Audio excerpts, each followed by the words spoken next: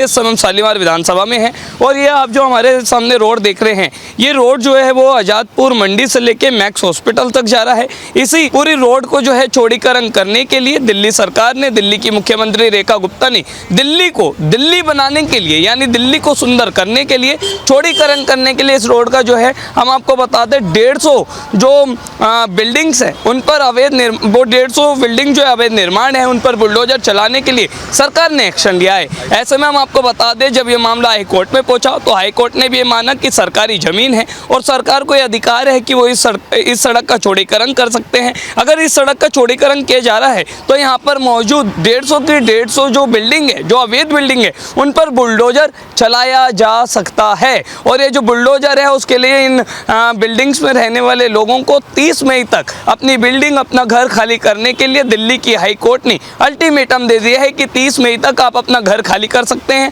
30 मई के बाद अधिकारियों को यह अधिकार होगा कि वो इन बिल्डिंग्स पे आकर के इस पूरी रोड का चौड़ीकरण करने के लिए उन घरों को जो है वो तोड़ सकते हैं, उन घरों पर बुलडोजर चला सकते हैं, जिससे इस पूरी रोड का चौड़ीकरण किया जा सके और दिल्ली को दिल्ली ही बनाया जा सके। तो आइए तमाम लोगों से जानते हैं कि सरकार के इस बुलडोजर एक्शन पर रेखा गुप्ता, जो बुलडोजर एक्शन सीएम बनते हुए लगातार नजर आ रही है, उन पर इस कार्रवाई को लेकर के लोगों का क्या कहना है। आइए सीधा बात करते हैं। सर क्या नाम? मेरा नाम नितिन चतुर्वेदी है। सर, सरकार की जमीन है, सरकार को वापस लेनी चाहिए। अगर आप कभी यहाँ दोपहर में आके देखो, यहाँ पे इतना जाम लगता है। उस जाम की वजह ही है कि रोड इतनी चौड़ी नहीं है, कमर्शियल व्हीकल की एंट्री हो जाती है 12 बजे के बाद। तो बिल्कुल सही डिसीजन है और जिसने एनक्रोचमेंट करी है उसे तो फिर जाना ही पड़ेगा ना। सरकार की भूमि है। कल को मेरे घर में कोई आ जाता है और बाद में मैं उसे 5 साल बाद निकलने को कहता हूँ तो उसे निकलना पड़ेगा, बिकॉज ओनरशिप राइट मेरे पास ही है ना। सरकार की भूमि है और सरकार वापस लेगी और बिल्कुल सही निर्णय है, बिल्कुल होना भी चाहिए ऐसा ही। लेकिन देखिए, जिन लोगों के घरों पर, जिन लोगों की बिल्डिंग पर बुलडोजर चलने वाला है, उन लोगों का कहना है कि हमने अपनी खून पसीने की मेहनत से बनवाया है, पर हमारे पास कागज नहीं है। तो फिर ऐसे लोगों को क्या कहना चाहिए? सर, ओनरशिप नाम की कोई चीज होती है ना, डॉक्यूमेंटेशन नाम का एक कोई चीज होती है। खून पसीने की कमाई है या कब्जाई गई है, इसके बारे में तो कोई कुछ नहीं कह सकता। ये तो डाइसी सा है ना। तो मेरे हिसाब से पहले ही अगर हम ढंग से सही निर्णय लें और ऐसी अवैध चीजों के ऊपर अतिक्रमण ना करें, वो ज्यादा बेहतर है रादर देन अब चिल्लाने के।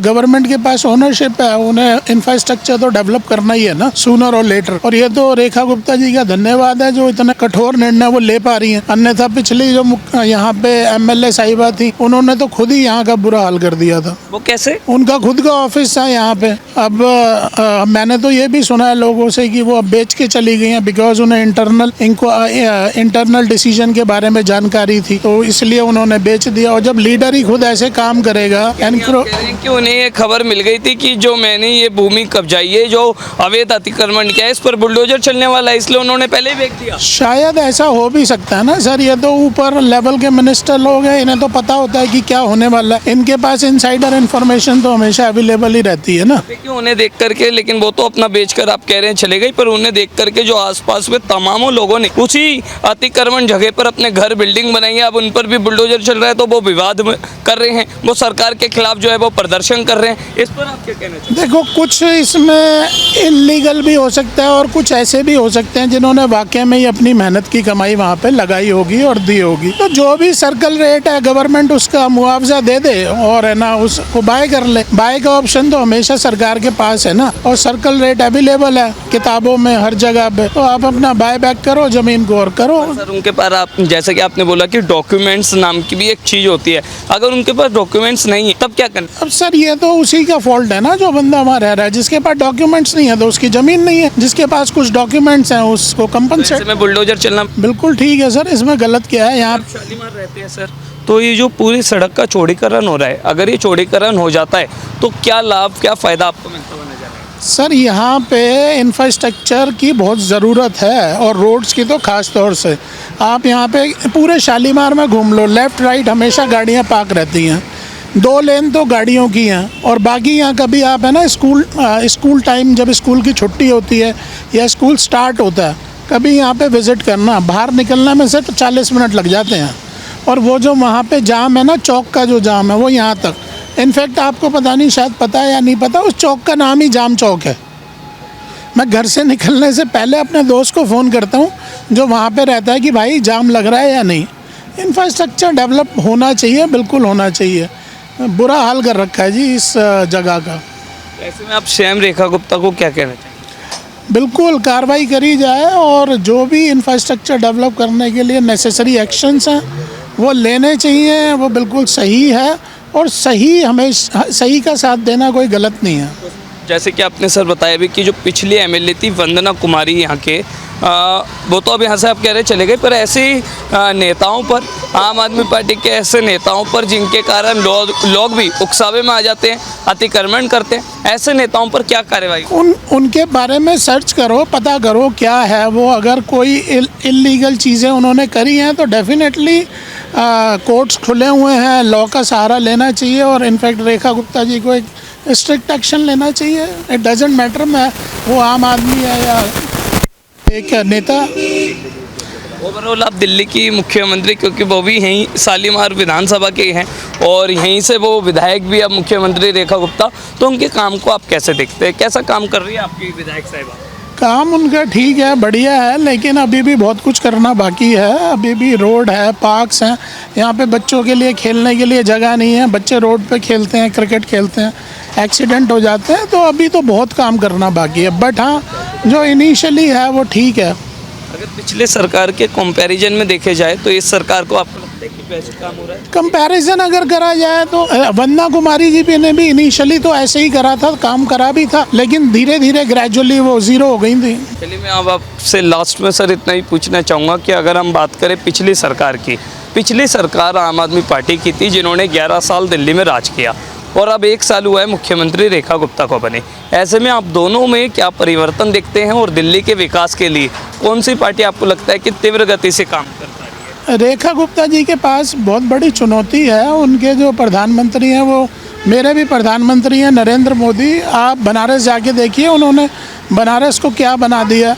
ऐसे ही रेखा गुप्ता जी को शालीमार बाग को अलग से तो बनाना ही पड़ेगा ना, ये इन द एंड उनका घर है, तो बिल्कुल उन्हें काम तो करना ही पड़ेगा। और ठीक है वो कर रही हैं, बट स्टिल अभी भी काम बाकी है और डेफिनेटली बिलीव है लोगों का उनमें और हमारा उनमें कि आज नहीं तो कल एक बेटर रिजल्ट सामने ज़रूर आएंगे। इसलिए जो चौड़ीकरण हो रहा है आप इसका समर्थन करते हैं? मैं क्या, यहाँ पे ज़्यादातर लोग समर्थन करते हैं, कोई जाम में नहीं फंसना चाहता। के विकास के लिए बिल्कुल सर, डेवलपमेंट करनी है तो इंफ्रास्ट्रक्चर तो होना ही चाहिए।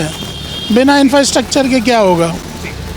तो बिल्कुल हमने बात की, हमने जाना कि जो ये पूरी आज़ादपुर मंडी से मैक्स हॉस्पिटल तक जो ये रोड है इसका चौड़ीकरण करने के लिए यहाँ पर मौजूद 150 अवैध बिल्डिंग्स जो है जहाँ पर लोगों ने अवैध कब्जा करके मकान बनाए हैं, उन पर जब दिल्ली हाई कोर्ट ने एक्शन चलाने के लिए कहा है, दिल्ली हाई कोर्ट ने उन्हें 30 मई तक का अल्टीमेटम दिया है, तो लोगों ने क्या कहा आपने सुना कि लोगों ने कहा इस सड़क का चौड़ीकरण होना चाहिए जिससे लोगों को जाम से भी छुटकारा मिलेगा और दिल्ली के विकास के लिए सब काम जो है वो जरूरी भी है। हम आपको बता दें कि दिल्ली की मौजूदा मुख्यमंत्री रेखा गुप्ता भी जो है वो इसी शालीमार बाग में जो है वो रहते भी हैं, उनका आवास भी और साथ ही साथ वो यहाँ की विधायक भी है, तो लोगों के अपने आप में एक ज़्यादा एक्सपेक्टेशन भी है। कई लोगों ने बोला कि दिल्ली में क्योंकि डबल इंजन काम चल रहा है, अगर बात की जाए प्रधानमंत्री की तो जिस तरीके से उन्होंने बनारस को चमकाया है उसी तरीके से दिल्ली की मुख्यमंत्री को अपने घर को चमकाना ही होगा, क्योंकि यहाँ के लोगों को उनसे ज़्यादा एक्सपेक्टेशन है, बिकॉज वो यहाँ की जो है वो एक मेंबर भी है, यहाँ वो रहती भी है और शुरू से हमने देखा वो निगम पार्षद भी यहीं से बनी थी और फिर अब विधायक भी वहीं से और पूरी दिल्ली की कमांड भी वो शालीमार बाग में रहकर ही जो है वो संभालती है। तो आपने देखा कि जिस तरीके से पूरी दिल्ली में सरकार द्वारा, दिल्ली में बीजेपी सरकार द्वारा बुलडोजर एक्शन किया जा रहा है, उसकी अपने आप में तारीफ जो है काबिल तारीफ जो है वो होते हुए नजर आ रही है और साथ ही साथ इस पूरी रोड का चौड़ीकरण के लिए जो है वो लोग खुश नजर आ रहे हैं और कह रहे हैं कि जिन्होंने अवैध कब्जा किया उन पर निश्चित रूप से जो है उनके घरों पर बुलडोजर चलना चाहिए, चाहे वो वंदना कुमारी जो आम आदमी पार्टी की पूर्व एमएलए हो या फिर कोई भी हो, अगर जिसने अवैध कब्जा किया उनके घरों पर बुलडोजर चलना चाहिए और ऐसे नेताओं के खिलाफ भी, वंदना कुमारी जैसे नेताओं के खिलाफ भी सख्त कार्रवाई होनी चाहिए अगर उन्होंने इलीगल किसी भी तरीके से अपना ऑफिस बनवाया या अपना घर बनवाया। तो अब आपका इस पूरे मामले पर क्या कहना है कमेंट बॉक्स में ज़रूर बताएगा और ऐसी तमाम खबरों के लिए देखते रहिए पब्लिक व्यूज़ इंडिया।